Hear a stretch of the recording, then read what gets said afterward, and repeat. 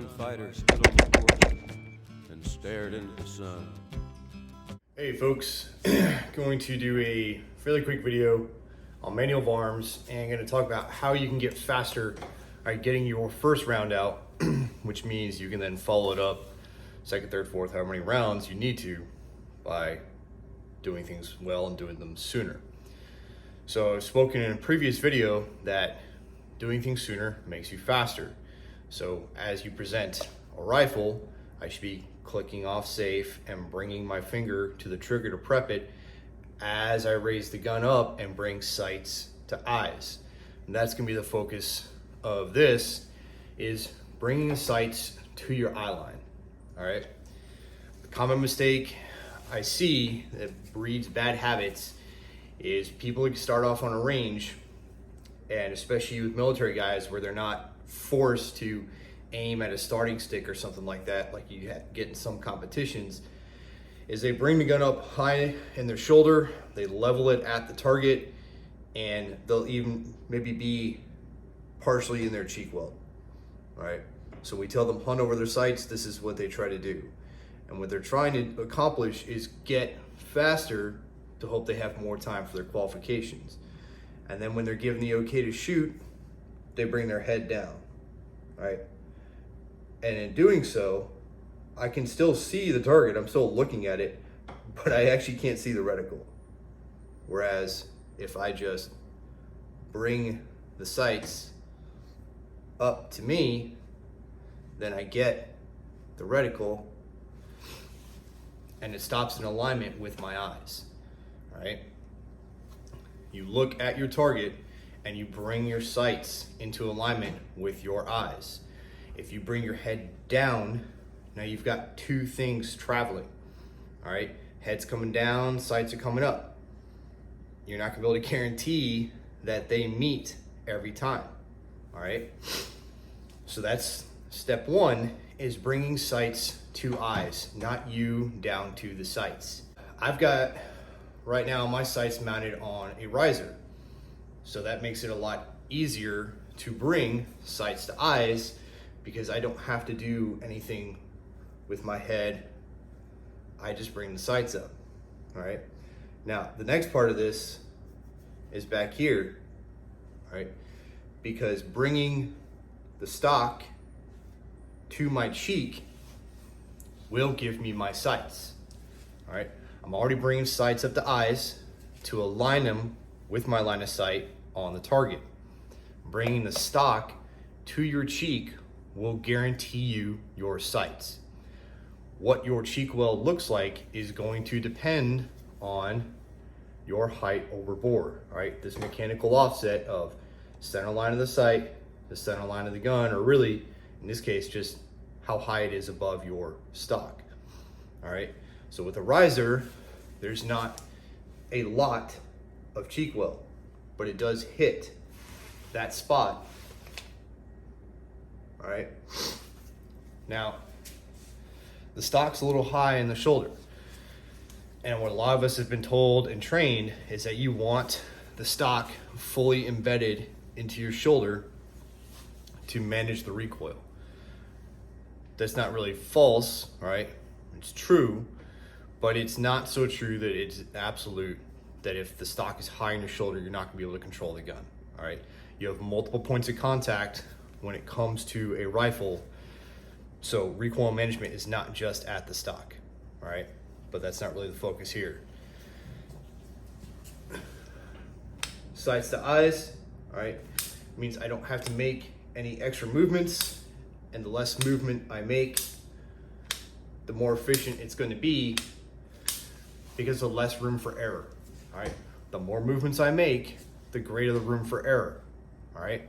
So bring sights to eyes, and then the last part, so sights to eyes, all right, getting your cheek weld will guarantee you sights. The last part of that is that piece of movement, all right? If I'm in a ready position, so stock's in my shoulder, the muzzle's depressed so I can look over the gun and I can gain information from downrange, all right? When I bring the gun up, it should just come straight up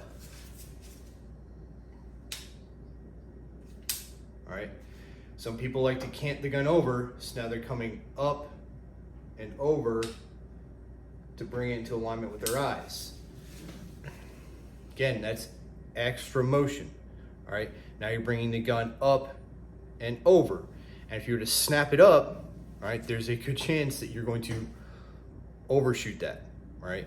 And you'll see the target, you'll see sights, but they're not gonna stop dead center where you want them to.